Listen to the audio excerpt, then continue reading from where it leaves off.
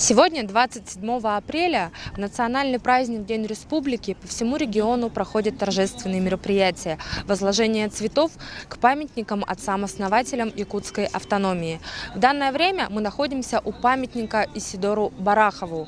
Именно он вместе с Максимом Амосовым и Платоном Аюнским в свое время способствовал новому этапу развития региона.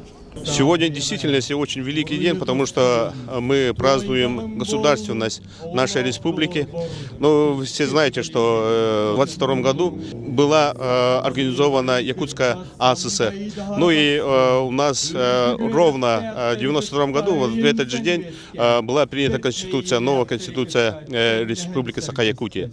Поэтому здесь через течение многого времени можно говорить о том, что это только итоговый, а до этого наши предки всегда ставили вопрос о государственности, о самоуправлении якутского народа. Об этом очень много в последнее время изучается, но есть очень много белых пятен, которые нам необходимо еще раз более изучить и довести до нашей молодежи. И тогда вот весь народ будет понимать вообще, что за праздник сегодня и как оно важно для всех нас. Поэтому я поздравляю всех жителей республики с этим прекрасным праздником.